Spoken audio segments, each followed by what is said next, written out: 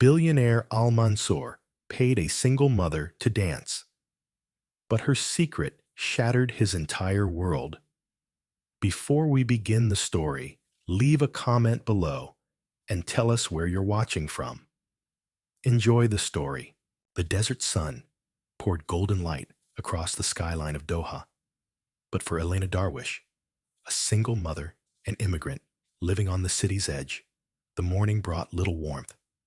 Every day was a balancing act, an exhausting performance of survival.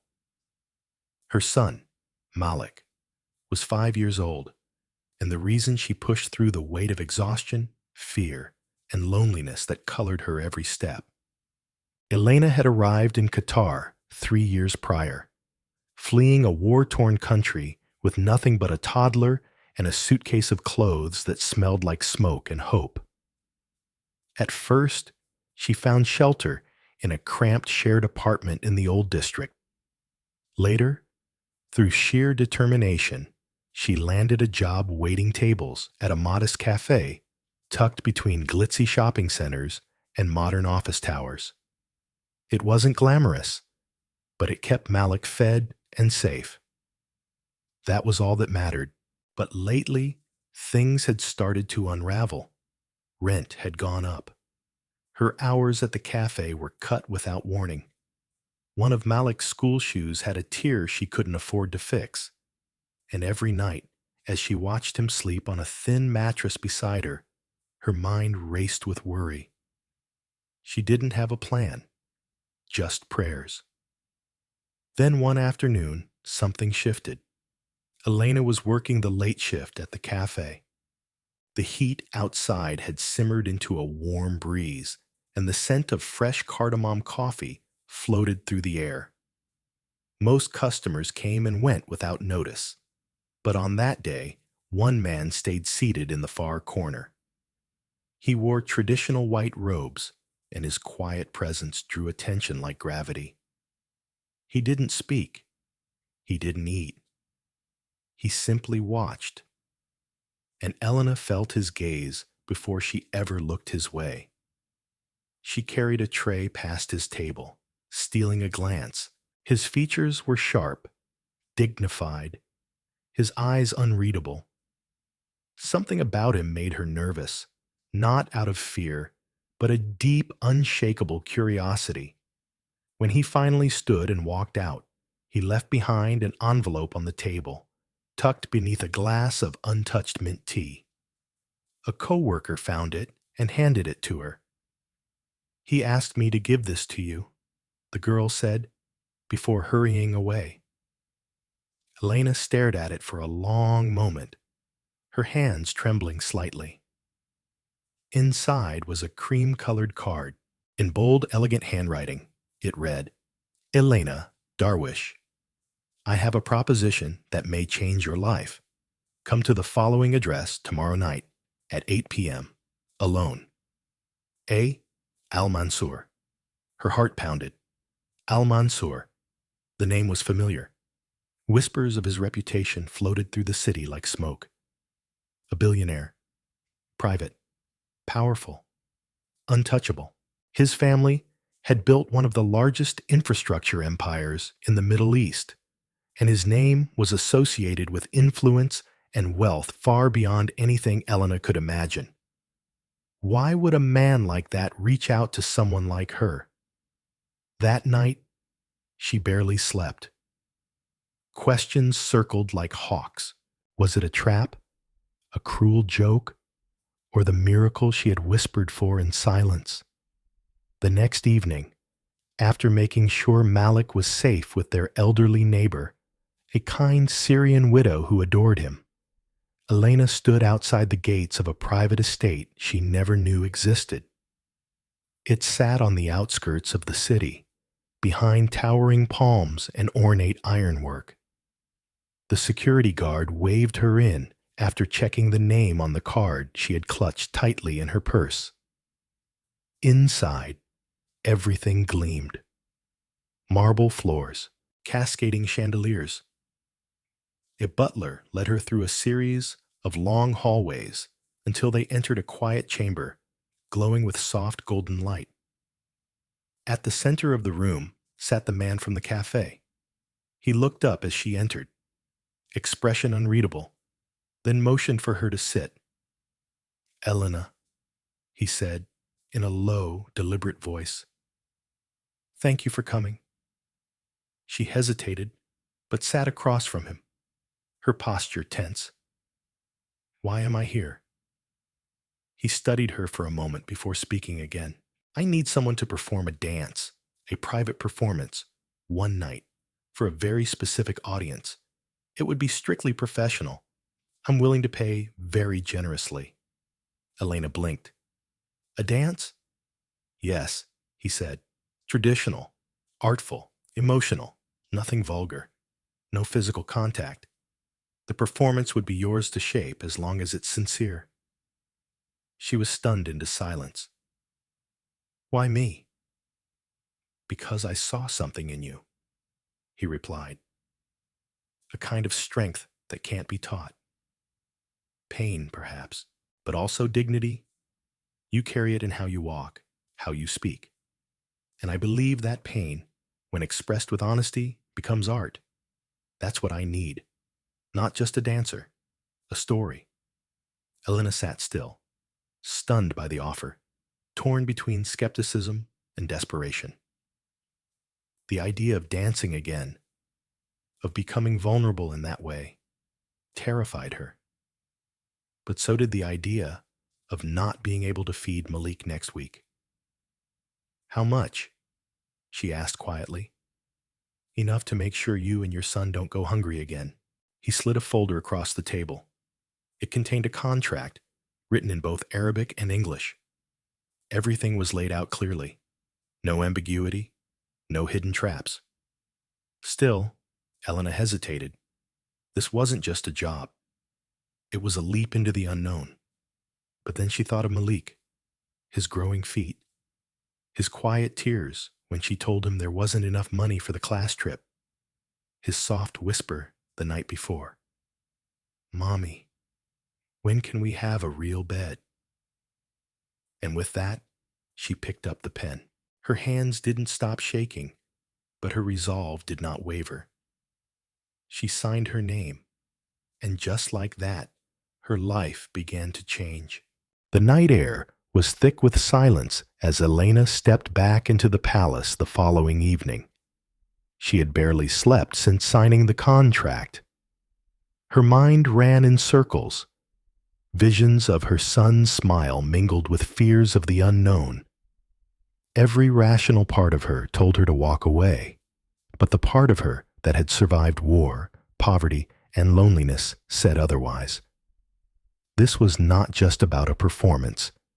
It was about the possibility of a better life, a future she could control. A maid led her through an unfamiliar corridor. Gone were the grand marble halls and intricate wall mosaics. Here, everything was muted, quiet, almost reverent. The woman said nothing, only paused before an ornate wooden door and gestured for Elena to enter. The room inside was nothing like she expected. It wasn't a stage or a ballroom. It was intimate, circular, candlelit. The floor was made of smooth, aged wood that carried a faint scent of cedar. At its center, a hand-woven rug sprawled like a canvas, waiting for movement to bring it to life.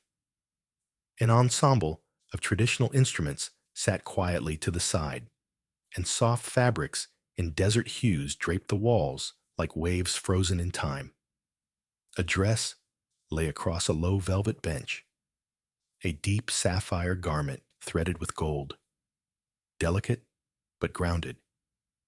It looked like it belonged to another world, another woman. Elena hesitated before running her fingers across the fabric. She couldn't remember the last time she had worn something so beautiful, so full of intention. She changed slowly, carefully, aware of how her body had become foreign to her over the years. It had been so long since she danced. Back home, before everything fell apart, she had danced at family gatherings and village festivals. Her movements had once been fluid, joyful, but now those memories felt like echoes from a life she was no longer certain had belonged to her.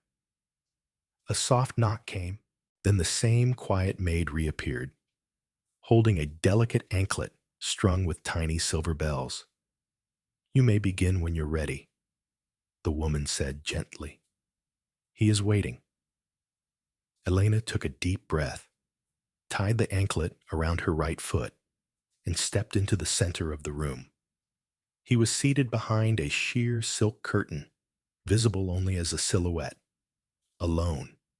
There was no applause, no spotlight, only the quiet hum of an oud played gently by an unseen musician. The melody was slow, aching. It felt like dusk, like memories drifting across an empty sky. Elena let the music guide her. She began to move, tentatively at first, then with more confidence. Her arms rose like questions, her steps soft but intentional. Each gesture carved emotion into the air. Longing, strength, fear, hope. The bells on her anklet chimed in rhythm, a whispering counterpoint to the music, and she danced. Not for him, not for payment, but for every part of her that had gone silent over the years. For the girl who used to believe she could be more than a survivor. For the mother who had carried too much on tired shoulders.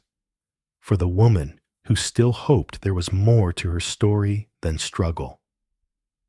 When the music faded, Elena remained still for a moment, her chest rising and falling, the room thick with the echo of her unspoken truth. Then she bowed her head and stepped back into the corner, her heartbeat louder than the silence. From behind the curtain, the man's voice emerged, calm, low, almost surprised. "I've seen many dancers," he said, "but that was something else." She looked toward him, uncertain of what to say. "You carry sorrow like a language," he continued, "but you don't let it drown you. You let it speak."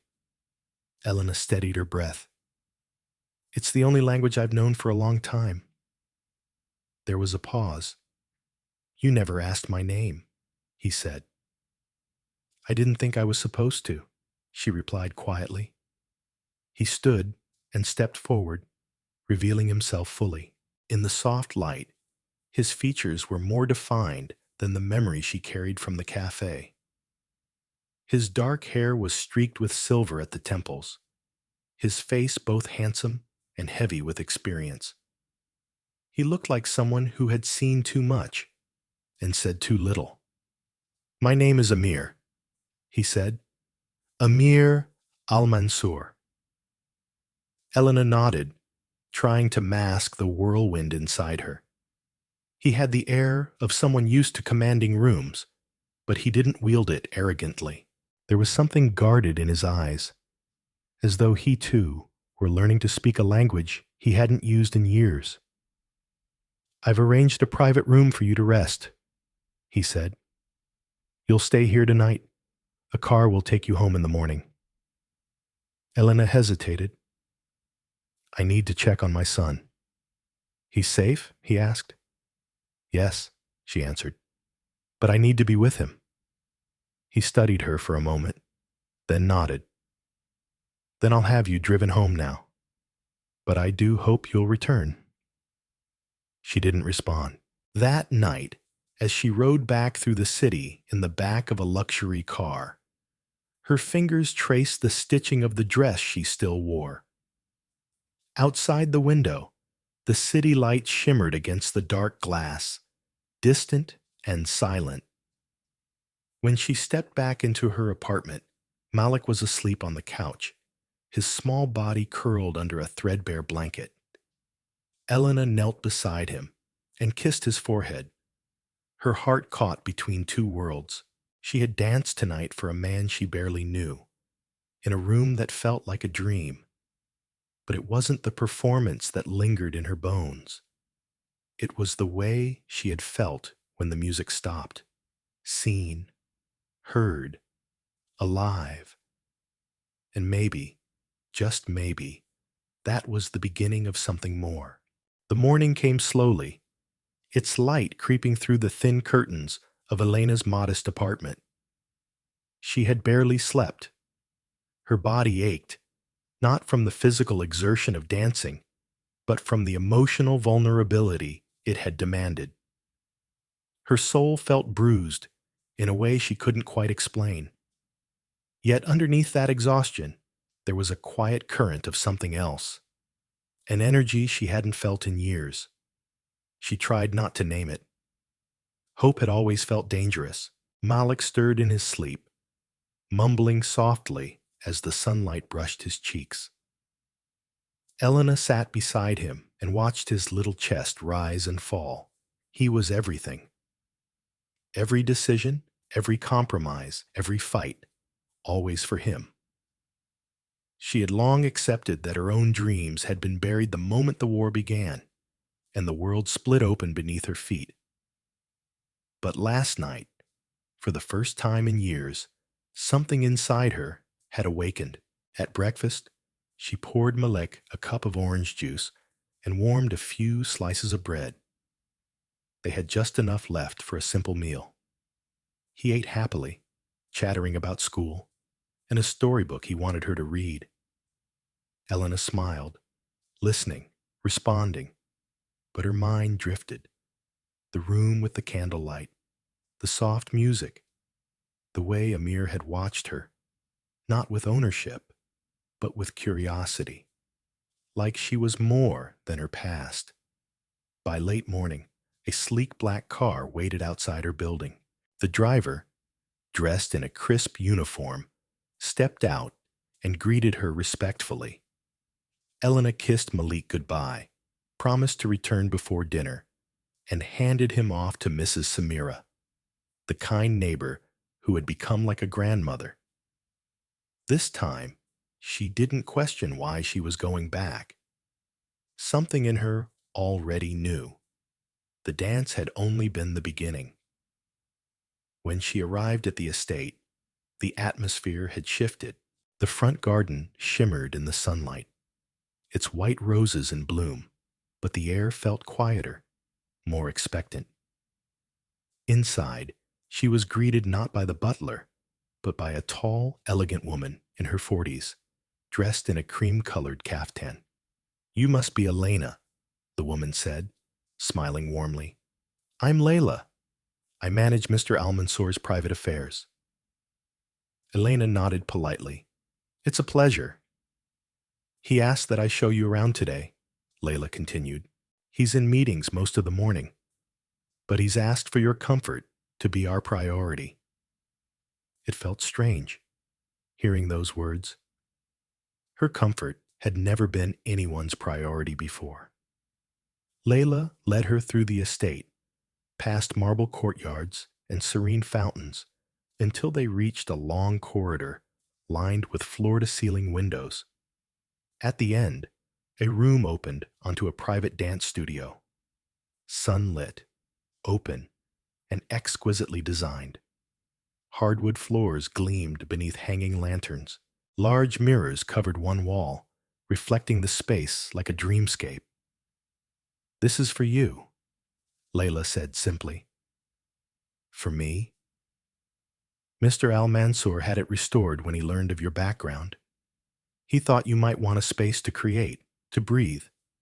You're welcome here anytime." Elena stepped inside. Her fingers brushed the mirrored wall, then the edge of the bar. She had learned to dance in a small studio like this back home, before it was reduced to rubble. A wave of memory washed over her. She swallowed hard. "I haven't had a space like this in years," she said. "Maybe it's time you had one again," Layla replied. The hours passed quietly. Elena stayed in the studio, barefoot, her mind drifting between steps and silence. She moved freely, slowly at first, then with more certainty. She choreographed not for performance, but for healing. Each motion, a release. Her hands told stories of survival. Her feet tapped out the beat of nights spent alone. She danced through the ache of memory, through the weight of being seen, and the fear of wanting to be seen again. By mid-afternoon, a gentle knock came at the studio door. Layla reappeared, holding a delicate silk envelope. "Elena, he'd like to see you now. He's in the courtyard." The courtyard was shaded by fig trees and bordered by carved stone pillars. In its center, Amir sat beside a low mosaic table, sipping Arabic coffee from a small porcelain cup. He stood when he saw her, offering a quiet nod. "Thank you for coming," he said, "and for staying." Elena sat across from him. She noticed he looked different in the daylight, less guarded, almost tired. "I didn't expect this," she said. "Any of it." "Neither did I," Amir admitted. "But I meant what I said. What you bring into a room isn't just presence, it's story. And I find myself wanting to know more." Elena raised an eyebrow. "Of me?" "Yes," he said, "not as a performer, as a person." She wasn't sure how to respond. No one had asked about her as a person in a very long time. "You said last night that pain can become art," she finally said. "But what if it's still raw? What if it hasn't become anything yet?" "Then let it be raw," Amir replied. "Let it breathe. Not everything needs to be transformed to have value." There was something disarming in the way he spoke, not as a billionaire or a man used to power, but as someone who had known loss. She sensed it now. Behind his polished exterior, Amir Al-Mansoor carried something heavy.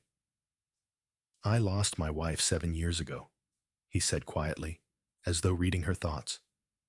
"To illness. The palace has been quiet since. Too quiet." Elena looked at him, surprised by his honesty. "I'm sorry," she said. He nodded once. "So am I." They sat in silence. Not awkward, but contemplative. Then Amir leaned forward slightly. "You don't owe me anything, Elena. But I believe in exchanges that enrich both sides. If you choose to continue working with me, I want to offer you something more than money." She tensed. "What kind of offer?" "A scholarship for your son. Any school in Doha, fully paid.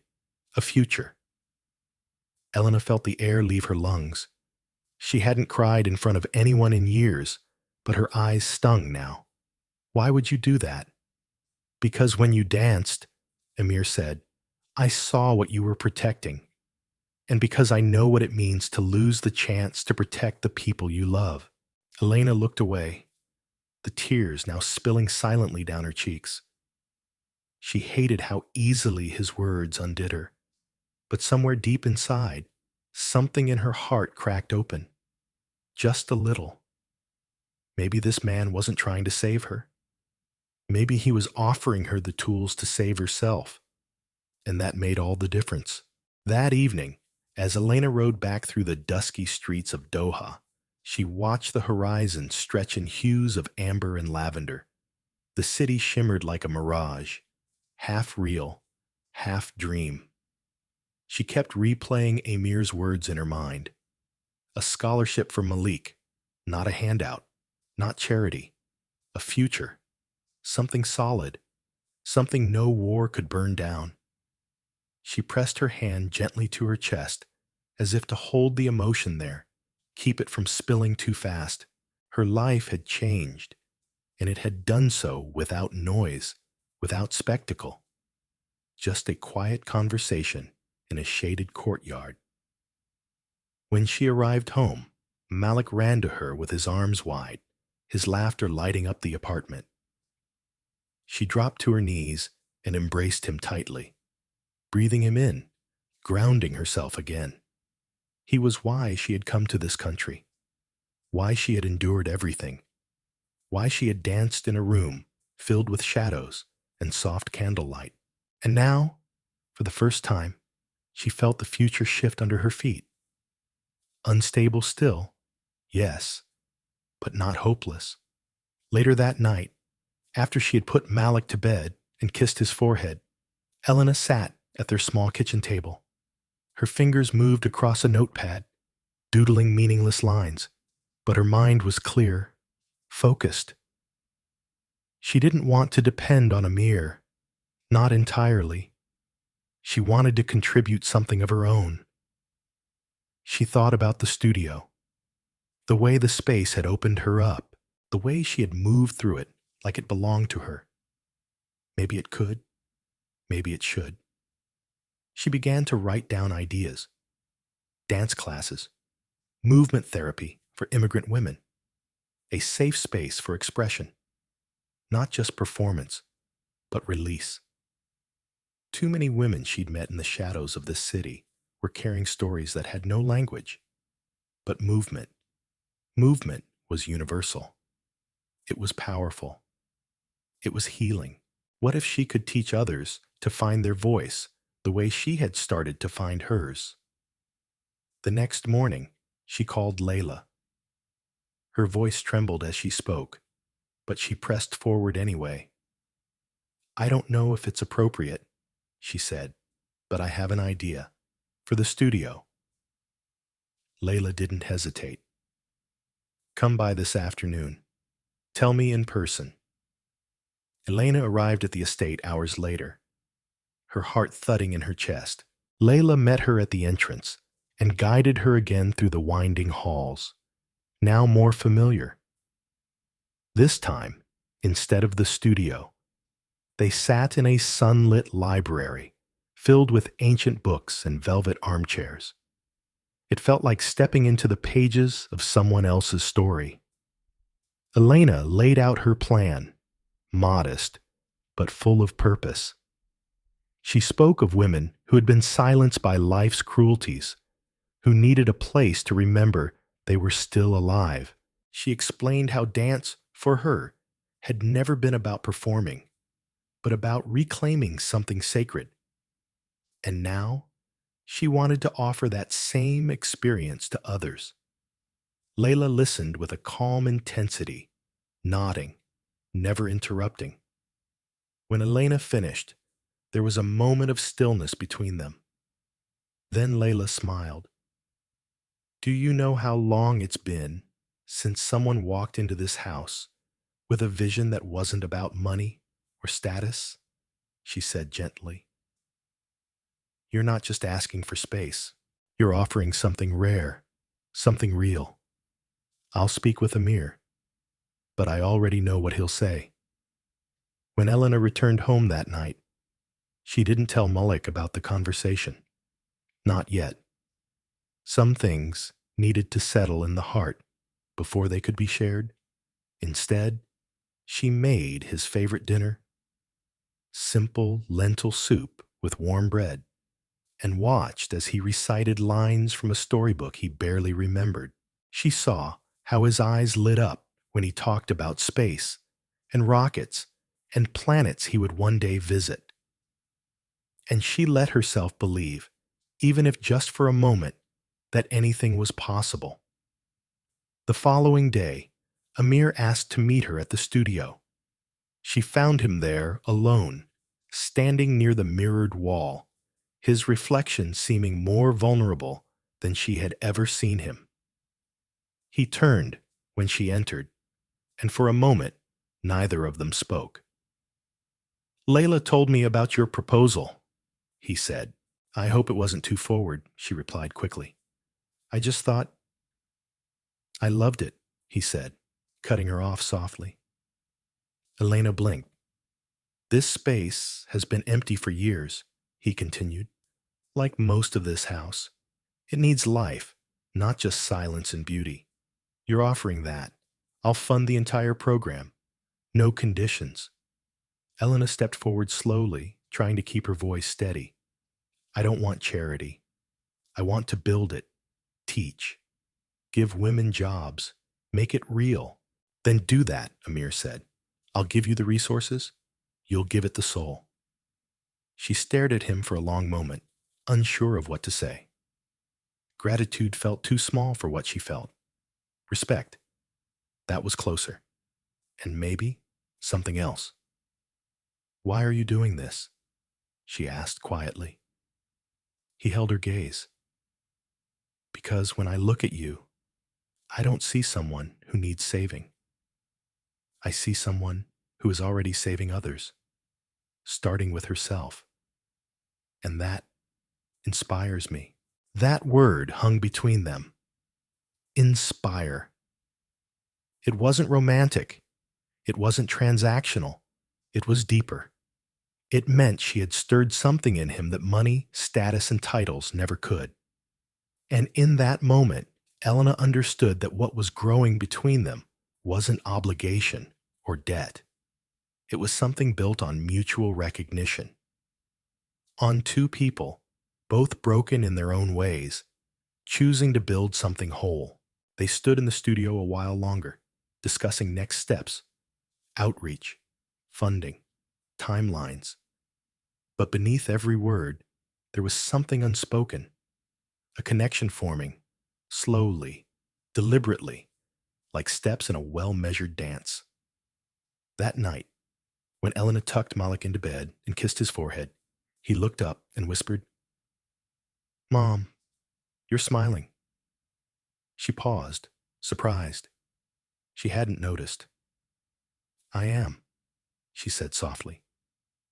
And for the first time in a long time, she realized it wasn't out of relief. It was because she felt something returning to her, a sense of self, of purpose, a sense of home. The days that followed were unlike anything Elena had ever known. For the first time in years, she woke up not with fear pressing down on her chest, but with intention.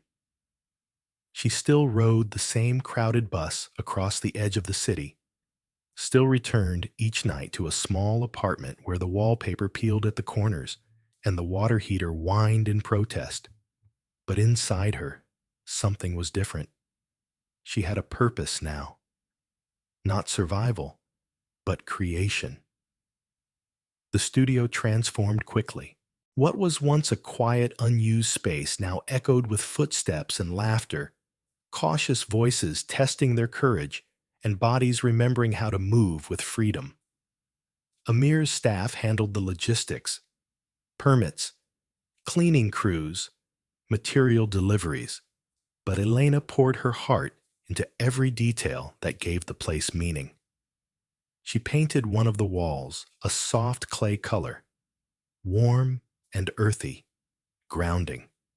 She placed a circle of floor cushions in one corner, where women could rest, talk, or simply be. On the far wall, she hung a large mirror, but not the kind that reflected flaw or judgment. She wanted it to reflect strength, the kind that comes not from perfection, but from rising again and again. The first women arrived shyly, invited by word of mouth. A seamstress from Aleppo who hadn't danced since her wedding. A Sudanese nurse who had once studied ballet in Khartoum. A young Filipina housekeeper who barely spoke Arabic or English, but whose body spoke fluently in movement. They came without expectation, without makeup or masks. And in that mirrored room, surrounded by strangers who understood pain without needing it explained, they began to move.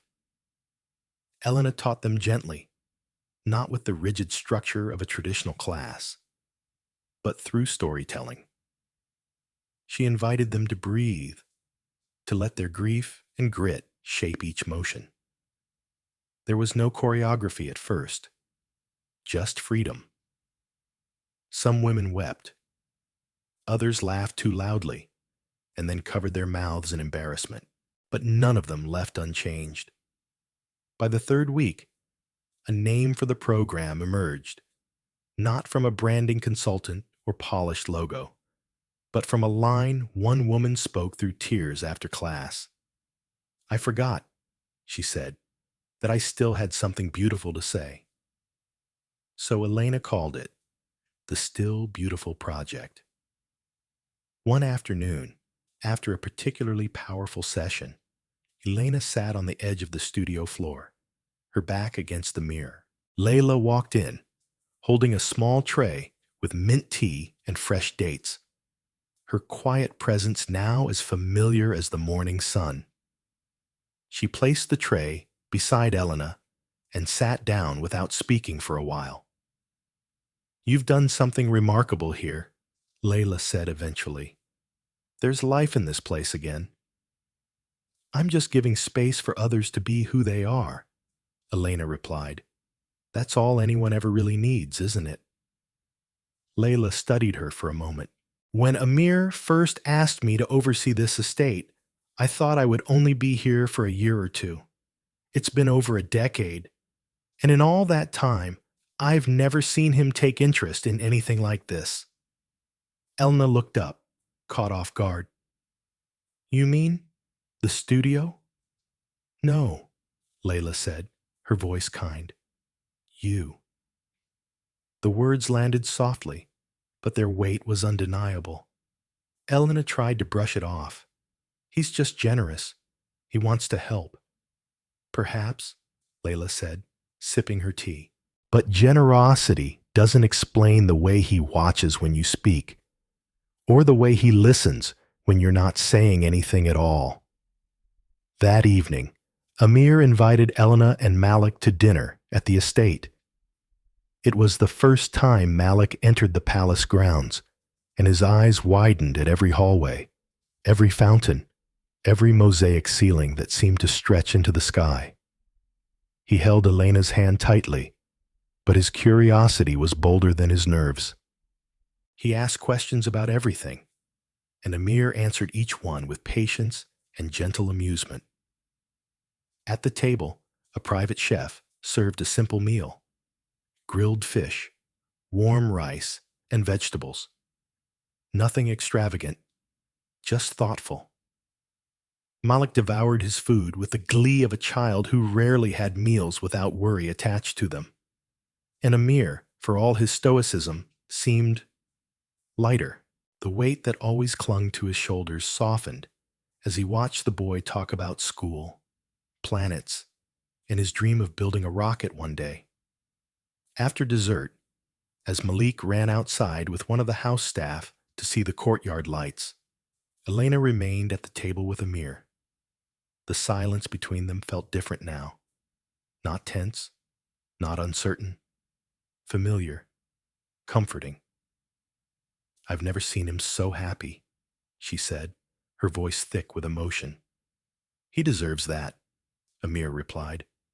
"So do you." She met his gaze across the table. There was something in his eyes, warm, steady, and full of a question he hadn't yet asked. "Elena," he said, his voice quiet, "what do you want for yourself?" The question caught her off guard. She had spent so long wanting only what Malik needed: safety, education, food, that she'd forgotten she was allowed to want something for herself, something without guilt. "I want to breathe," she said, "to not be afraid every time the rent is due, to not feel like I have to trade pieces of myself just to survive. I want to dance without it meaning desperation. I want Malik to grow up seeing me as more than just someone who barely made it." Amir nodded, as if he understood more than she had meant to reveal. "You're already doing that," he said. "You just don't see it yet." The words hung in the space between them, like a gentle bridge stretching across years of silence, grief, and unspoken hope. Later that night, as Elena watched Malik fall asleep in the guest room the palace had prepared for him, she felt something unfamiliar settle over her. It wasn't joy, not exactly. It was peace. Fragile, new, but real. The palace had a way of holding silence, as though even the air knew to tread softly within its walls. That night, after Malik had fallen asleep, wrapped in soft cotton sheets under a starlit ceiling. Elena stepped out onto the terrace just outside the guest room. She wasn't used to such stillness. Her life had always been noisy, bustling streets, buzzing nerves, the constant hum of survival. But here, the only sounds were the gentle rustle of garden leaves and the distant trickle of a fountain. She leaned against the stone railing and looked out at the courtyard below. Lanterns hung like fallen stars, casting warm pools of gold on the walkways. Somewhere near the center, Amir sat alone on a bench, the glow of a nearby lamp outlining his profile. His posture was relaxed but reflective, like someone waiting, not for company, but for clarity. Without thinking too much about it, Elena made her way downstairs. Her bare feet moved silently over the cool marble as she walked through the halls. When she stepped into the courtyard, Amir turned slightly, but didn't speak. He simply gestured to the spot beside him. She sat. They were quiet at first, not because they lacked words, but because neither wanted to break whatever unspoken understanding existed between them. There are some moments that require nothing but presence, and this was one of them. "I used to come here every night," Amir said finally, his voice low. "After Lena died, it was the only place where the silence felt like it belonged to me." Elena glanced at him. His words came gently, but they carried weight, like stones smoothed by years of water. "She was your wife?" He nodded. "She passed away after a long illness. I spent months thinking I could save her with all the money in the world, but in the end, it wasn't medicine she needed. It was time we no longer had." Elena listened, saying nothing. Grief recognized grief. It didn't matter that the stories were different. Loss spoke a universal language. "Sometimes I still see her in the garden," he added. "Not like a ghost, just in the way the wind moves the jasmine, in the way the light shifts at sunset. Grief doesn't haunt me anymore. It reminds me." She considered his words for a long moment. "I think," she said quietly, "that I stopped letting myself remember, because every memory was tied to what came after. The war, the fear, the hunger. But lately, I've been thinking about the girl I was before all of it, the one who danced because it felt like flying." Amir looked at her then, fully, as if seeing her not just as a woman sitting beside him, but as that girl reclaiming herself piece by piece. "You're still her," he said, "but stronger." A soft breeze swept through the courtyard. Somewhere above them, a bird cried into the night, its call distant and raw. Elena folded her hands in her lap, grounding herself. "There's something I've been afraid to say," she murmured. Amir waited. "I've started to feel like this, like all of this." She gestured toward the palace, the studio, even him. "Might be more than I can carry. That if I let myself believe in it too much, I'll lose it, like everything else." He didn't rush to reassure her. He simply nodded, understanding that fear wasn't something to be dismissed. It was something to be witnessed. "You don't have to carry it all," he said. "Not alone." His voice wasn't dramatic, but the truth of it struck something deep inside her. She'd spent so long being the pillar that she forgot what it felt like to lean on someone else. The thought terrified her and comforted her at the same time. They sat like that for a while, the night stretching around them like a soft curtain. Eventually, Amir rose and offered her his hand. She hesitated, then took it. He didn't pull her close or try to lead.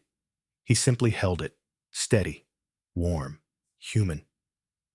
"Elena," he said as their eyes met, "you've changed the air in this place.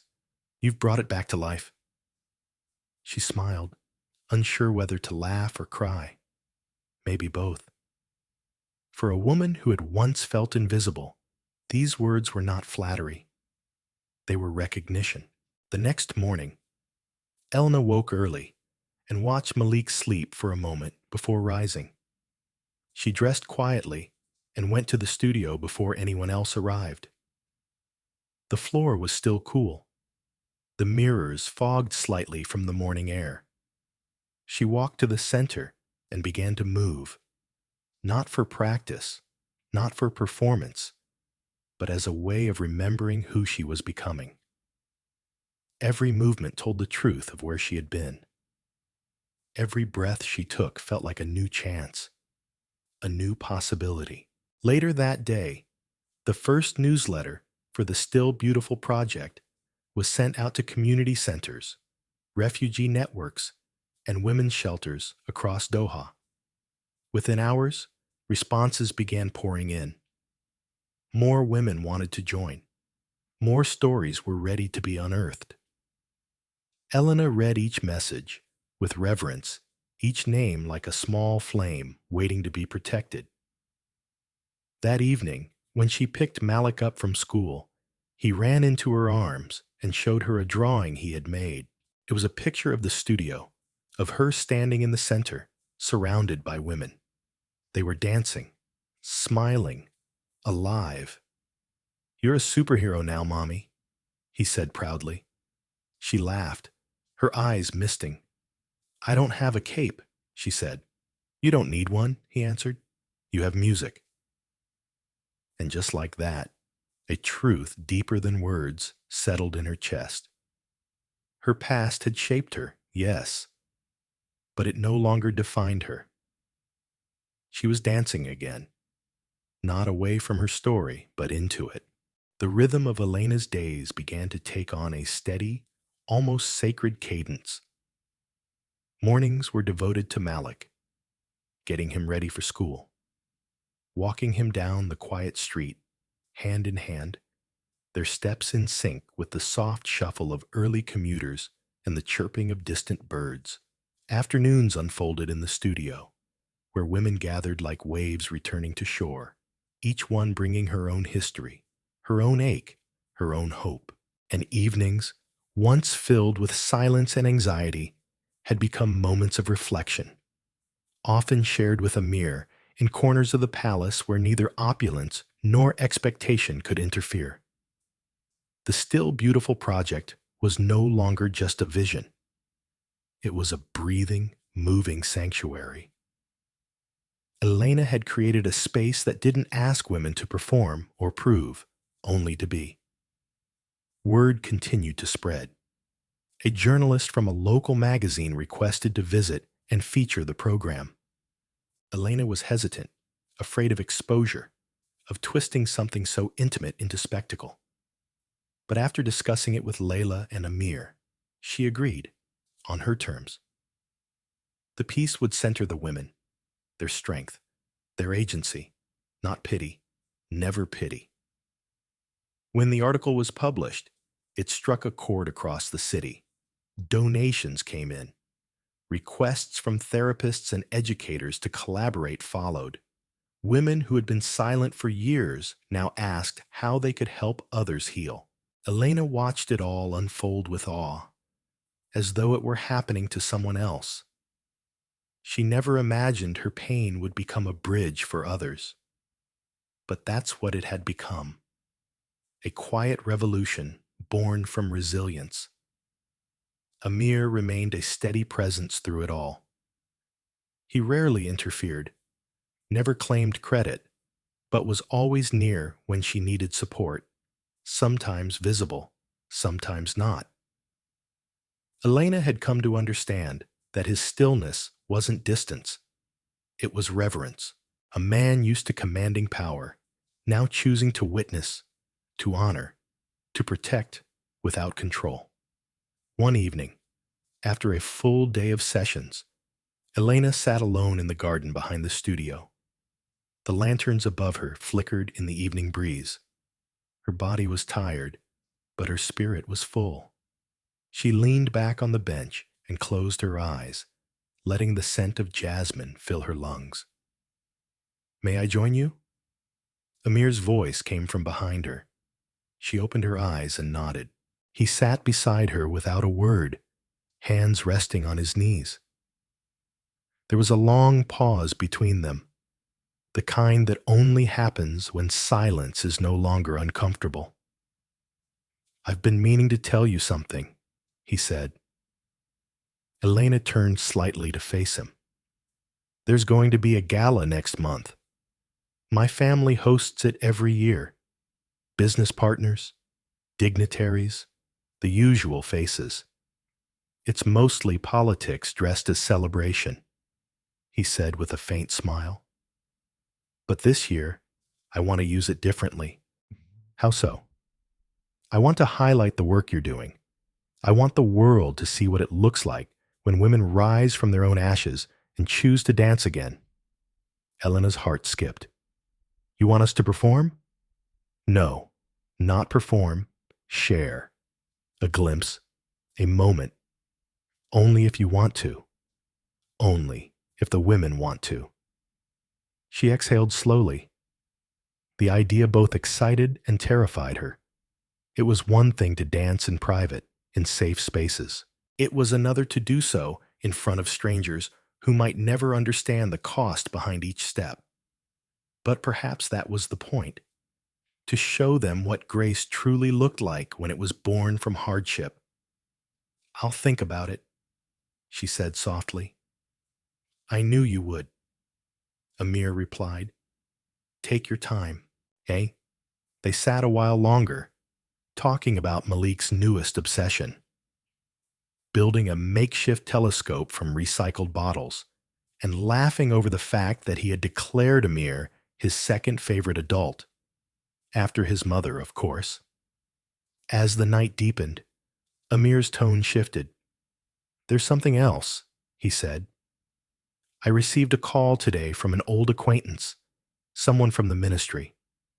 Elena's body tensed slightly. They were asking questions about your past, your arrival, your visa. A knot formed in her stomach. "What kind of questions?" "I don't know yet," Amir admitted. "But I've asked my legal team to stay alert. I've already instructed my advisors to ensure you're protected. You don't need to worry." But she was worried. Not for herself, but for Malik. For everything they'd built. The idea of losing it all, the safety, the studio, the stability she had only just begun to trust, was unbearable. "Is someone trying to report me?" she asked quietly. "I don't think it's random," Amir said, "and I have my suspicions." Sophia. The name didn't have to be spoken aloud. Elena had met her only once. Amir's cousin. Beautiful, elegant, and cold as polished stone. Their brief interaction had left Elena chilled. Not because Sophia had said anything cruel, but because her gaze had been so calculating, as if measuring Elena's worth in ounces of threat. "She sees your presence here as disruptive," Amir said carefully. "She's been pressuring the family to return to more traditional expectations. I've ignored her for years, but now, with you and Malik here, she's pushing harder." Elena's voice was firm. "I don't want to be the reason for division." "You're not," he said. "You're the reason for change." And with that, the knot in her chest loosened slightly. Still, she knew. The road ahead wasn't going to be smooth. What she had built was beautiful. But beauty often stirred resentment in those who lived behind walls. As they walked back toward the palace together, she looked over at Amir. He didn't offer promises he couldn't keep. He didn't pretend things would be easy. But his presence beside her said enough. Whatever came, they would face it, not separately, Not anymore. The days leading up to the gala passed in a quiet storm of preparation. Invitations were sent, linens chosen, menus finalized. Florists moved through the palace grounds like dancers themselves, stringing lights and arranging blooms that would spill over terrace railings and glimmer beneath the soft dusk sky. But in the studio, a very different kind of preparation was unfolding. Elena met with the women from the Still Beautiful project, gathered in a circle just after their regular session. She explained Amir's offer with care, not as an obligation, but as an opportunity. There was no pressure to participate, only a chance to show the world what healing could look like when it rose from the floor, wrapped in strength and story. Some hesitated, others grew excited. Most were unsure. But slowly, as Elena guided them through the idea, not a performance, but a shared moment, a movement of truth, they began to imagine what it could be. Together, they decided not on a routine, but a series of choreographed vignettes, glimpses into their journeys, told not through words, but through breath, gesture, and rhythm. In the evenings, when the sun dipped below the city and shadows gathered in long golden streaks, they practiced. The studio pulsed with life, the air heavy with memory, laughter, and the occasional burst of tears. Elena led gently, aware that every step forward also risked unearthing pain. But she saw what it gave back too: pride, courage, connection. Malik often watched from the corner of the room, his school books spread open but barely touched. He seemed to know, even at his young age, that something sacred was happening. Sometimes, he'd mimic the women's steps when no one was looking. Elena caught him once, spinning softly across the floor, and he blushed, pretending to study. Meanwhile, tension simmered elsewhere. Amir met frequently with his legal advisors, his expression tight with restraint. He didn't share every detail with Elena, but she could see the weight growing in his eyes. Documents were being leaked, questions asked in offices far from their sanctuary. And though he moved through the palace with his usual calm, Elena knew he was circling something dangerous, something tied not just to her immigration status, but to the politics of his own family. One evening, after a long rehearsal, Elena found Amir in his private library, the room dim except for a single lamp casting light across the pages of a book he wasn't reading. He looked up when she entered. "I can feel it pressing in," she said, "like we're being watched." "We are," he replied, "but I'm not afraid of that." "Then what are you afraid of?" He closed the book and met her gaze. "That they'll use my feelings for you as a weapon, that they'll make you the symbol of everything they claim to protect this family from." She sat across from him, folding her hands in her lap. "And what is that exactly?" "Change," he said, "and the truth that love doesn't come in the form they approve of." The word hung between them. Love. Neither had spoken it aloud until now. But there it was, undeniable, raw, and finally acknowledged. Elena exhaled, slow and trembling. "I don't need a title or a fairy tale." "I know," he said, "but you deserve the truth, even if it's dangerous." That night, she lay awake longer than usual. Malik curled beside her in the guest bed. She thought about all the years she had spent protecting him, shielding him from instability, from cruelty. And now, just as they were beginning to feel safe, that safety was once again under threat. But unlike before, she wasn't facing it alone. and that changed everything. The morning of the gala arrived like a tide neither of them could stop. The palace was alive with energy. Musicians tuning instruments, chefs barking orders, staff moving quickly but silently through corridors dressed in pressed black. The garden had been transformed into a glowing world of lights and glass, elegance without extravagance. Elena wore a flowing dress of deep emerald green, gifted to her by Layla, who had insisted it matched her spirit more than her eyes. It moved with her like water, catching the light as she walked. Malik wore a small suit with a crooked bow tie and shoes too shiny to be real. He held her hand proudly, unaware of the undercurrents swirling just beyond the palace gates. As guests arrived, businessmen, diplomats, old friends of the Al-Mansoor family, Elena kept to the side, observing. She wasn't part of their world, and she didn't want to be. But when Amir appeared across the courtyard in a charcoal suit, his presence cutting through the noise with quiet grace, her chest tightened. He saw her instantly, and something passed between them. Acknowledgement, admiration, something deeper still. He approached, his voice low. "Are you ready?" "I don't know," she said honestly. "Then let's find out." The time came. The lights dimmed slightly.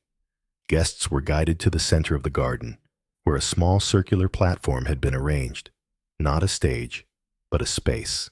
The women from the Still Beautiful project emerged one by one, dressed not in matching costumes, but in fabrics and colors that reflected their stories, their cultures, their truths.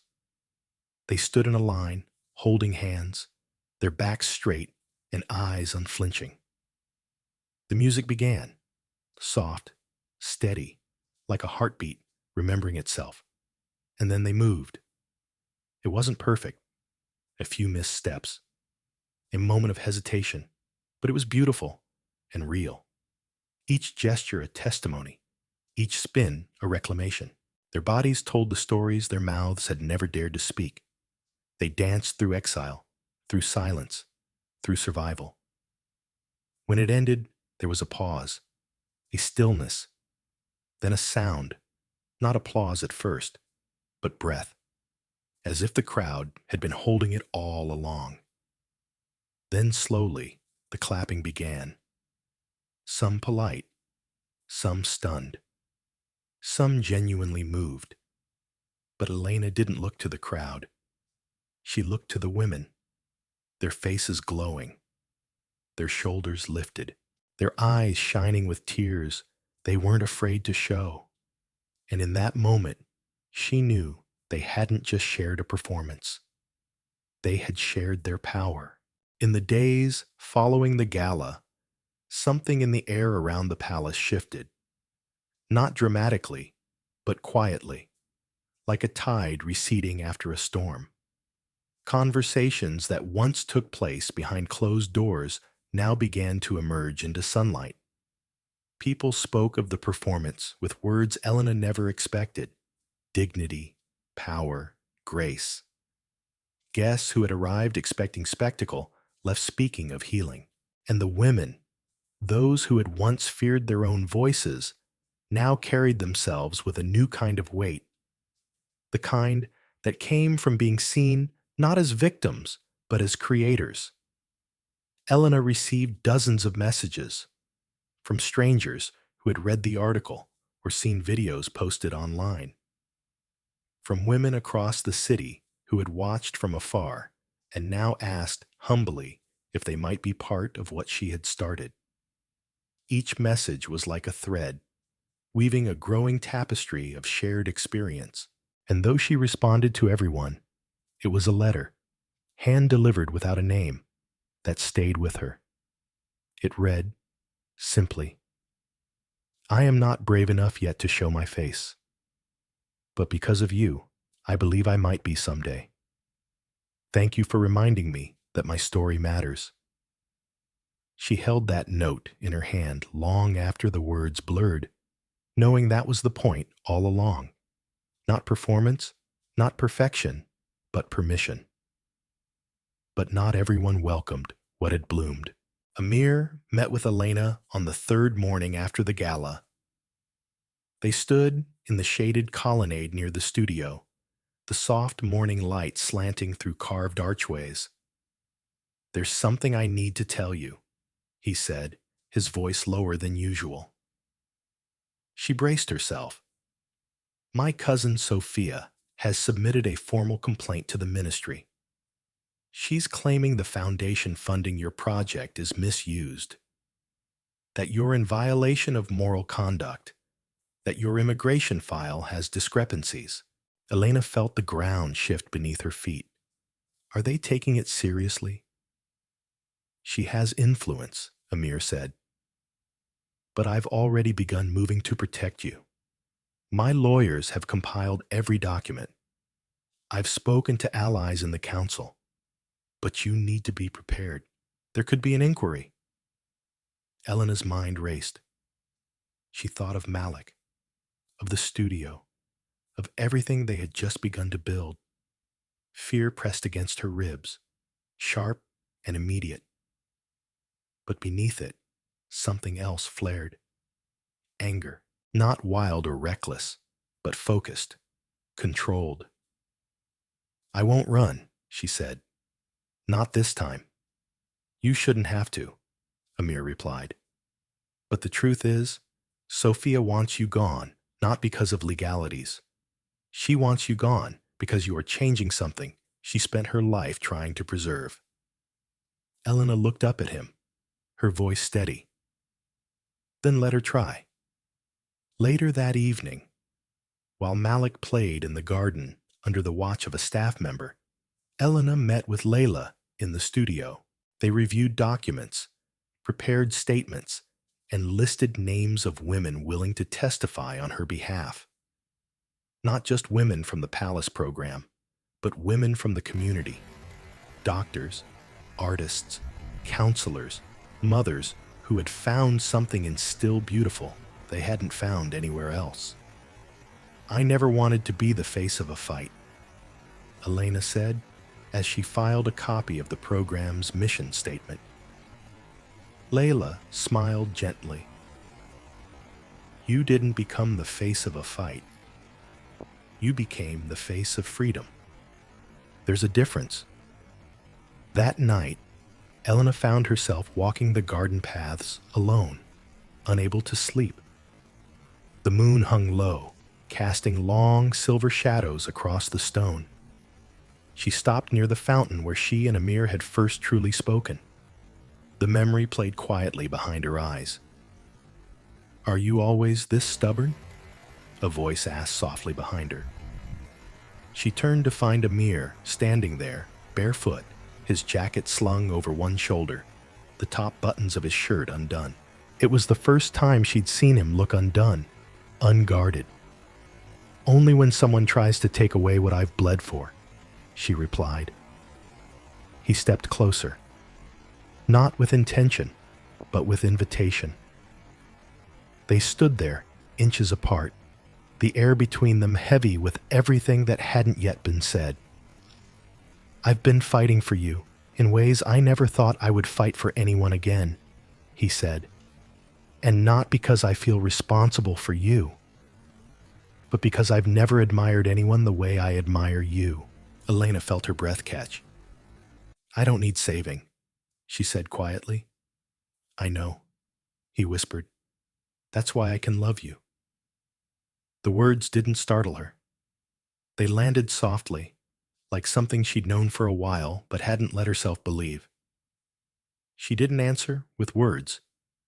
She simply stepped into the space between them, rested her forehead against his chest, and let the quiet tell the rest of the story. They stayed that way for a long time. When the inquiry came, it was quieter than expected.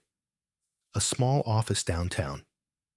2 government officials, polite but pointed. Elena answered every question with clarity. She brought every document, every receipt. She presented the letters of support, the names of women who had found safety and voice within the project. She didn't cry. She didn't shrink. She stood tall and spoke not as someone accused, but as someone unafraid of the truth. It wasn't over in a day. These things never were. But when she walked out of that office, Amir was waiting in the hallway, not as her protector, but as her equal, as someone who believed in what she was building, not just in the studio, but in herself. Back at the palace, Malik ran into her arms the moment she stepped out of the car. He held on tighter than usual, sensing the weight of the day in her silence. "I'm okay," she said into his hair. "We're okay." And as she said it, she knew it was true. Spring settled into the corners of the city with quiet warmth. The days grew longer, the air lighter, and the palace gardens bloomed with purpose. It had been nearly 2 months since the inquiry closed without consequence. No charges were filed. The ministry's final letter was formal but clear. No evidence of misconduct, no immigration violations, and no grounds for the accusations made against Elena or the still beautiful project. What had begun as a threat had become, in the end, a validation. Elena stood at the studio window, watching the sunlight stretch across the floor. Her reflection stared back at her in the glass. Not the woman who had first arrived here, cautious and guarded, but someone more rooted, more certain. Her shoulders were straighter, her gaze unflinching. She no longer danced for survival. She danced to remember she was alive.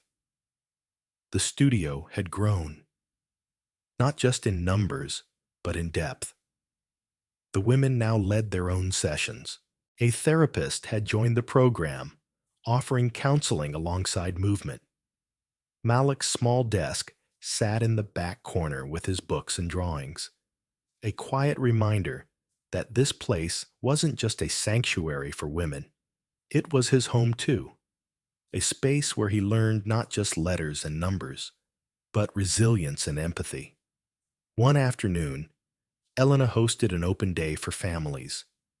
Women brought their children, husbands, mothers. They danced together, laughed, cooked food from the countries they had left behind. It felt like a reunion for people who had never met before, but knew each other through the language of survival.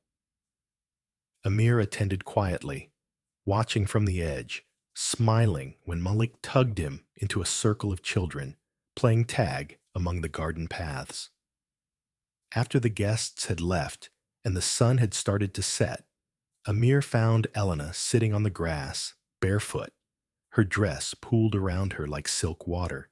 He joined her in silence, his knees brushing hers. "I spoke to the council this morning," he said after a while. "They've offered me a new role, less visible, more focused on social development. It would mean stepping back from some of the more traditional duties of the family." She looked at him, understanding the cost of what he was saying. "Will they let you?" "They can't stop me," he replied, "but they'll make noise about it. Sophia already has." Elena didn't ask if he was sure. She knew he was, just as she was sure of her own path now. They weren't clinging to each other out of fear anymore. They were walking forward, side by side, even if the ground still shifted beneath them. "You once asked me what I wanted," she said. "I think I finally have an answer." He turned to her, listening. "I want Malik to grow up in a world where love doesn't come with shame, where strength doesn't mean silence. And I want to keep building this place, not just for us, but for every woman who needs to remember that she matters." He nodded slowly. "And what about you, Elena? What do you want for yourself?" She looked down at her hands, then back at him. I want to love without fear. I want to stay without looking over my shoulder. I want to build something I'm not afraid to lose because I know I have the strength to rebuild it again. Amir reached for her hand then, not with urgency, but with something deeper, a steadiness she had come to trust. I can't promise a life without obstacles, he said, but I can promise I won't walk away when they come. It wasn't a grand gesture. It wasn't a proposal or a declaration. But in that moment, it was everything. A month later, under the shade of the courtyard fig trees, surrounded by a small group of friends, students, and staff, Elena and Amir were married in a simple ceremony. Malik stood between them, holding their hands, his face lit with pride.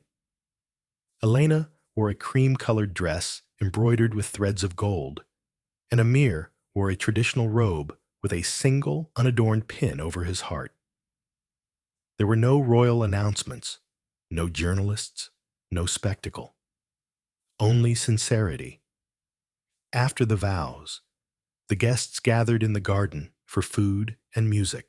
The women from the studio performed a dance they had created as a gift to Elena, a series of slow, graceful movements that honored not just her guidance, but the space she had created for them to become whole. As night fell, lanterns illuminated the paths, and laughter echoed against the palace walls. Malik ran from table to table, offering small handmade cards he had drawn for every guest. Elena sat with Amir beneath the olive tree, watching the world they had fought to build unfold in soft, flickering light. "I never thought my story would end like this," she whispered. He smiled, brushing a strand of hair from her face. "It hasn't ended. It's just begun." She leaned into him then, letting herself believe it. Not because life was perfect, or because danger had vanished, but because love, when rooted in truth, could grow even in the most unlikely places. And somewhere nearby, the wind picked up through the jasmine again, a whisper, a reminder, still beautiful, still here, still dancing. Elena Darwish's story is not just a tale of a single mother surviving against all odds. It is not merely the romantic journey of a billionaire and a woman from two different worlds. It is, at its core, a powerful reflection of the human spirit, a story that echoes in every heart that has known loss, fear, and uncertainty, and still chosen to move forward. From the moment Elena stepped into the quiet palace cafe, where her story first collided with Amir Al-Mansoor's gaze, we are reminded of the vulnerability we carry when we are at our most desperate. She didn't arrive in his world looking for a fairy tale or a rescue. She arrived in search of bread for her child, a roof over their heads, and a way to breathe again. But what she discovered along the way was something no money could offer. The reclamation of her voice, the quiet rebuilding of her dignity, and the dawning belief that she had value far beyond her pain. What, then, are the lessons we carry from this story? First and foremost, strength is not always loud. Elena never shouted her worth. She didn't fight through violence or dramatics. Her strength revealed itself in the gentle choices she made each day, to get up when she was weary, to show up when she was afraid, and to offer grace when the world had denied her the same. Her strength was the quiet kind, the kind that endures, that holds the line when no one is watching. We live in a world that often tells us to perform our pain, to harden our edges, to be louder in order to be seen. But Elena teaches us that healing doesn't always roar. Sometimes it whispers in the way we teach, the way we protect our children, the way we dare to dance again, even when the music has stopped. Second, love is not a rescue. It's a recognition. Amir didn't fall in love with Elena because she needed him. He fell in love with her because she didn't. He recognized her as an equal, not an ornament. And in doing so, he gave her space to expand, not shrink. In a society where relationships often tip into imbalance, their bond reminds us of what love is meant to do: nurture, challenge, protect, and inspire. He offered her a platform, but never demanded her submission. He supported her mission, but never made it about himself. And that, in its essence, is the kind of partnership that elevates us rather than eclipses us. Third, healing is not linear, and it is not solitary. Elena's path wasn't a straight one. It was tangled with grief, setbacks, and betrayal. There were moments she wanted to give up, when the system seemed too powerful, when the ghosts of her past grew louder than her dreams. But she didn't walk that path alone. From Layla's unwavering friendship to the women of the Still Beautiful Project who linked arms beside her, Elena discovered what so many of us forget. Community isn't just support, it's survival. When women gather, not to compete, but to lift, something ancient and holy happens. We reclaim what was taken. We heal not just ourselves, but each other. Elena created a space for that healing, and in return, found her own. Fourth, your past does not define your future. Your choices do. Perhaps the most inspiring element of this story is Elena's refusal to let her circumstances limit her worth. She could have stayed hidden. She could have accepted only survival.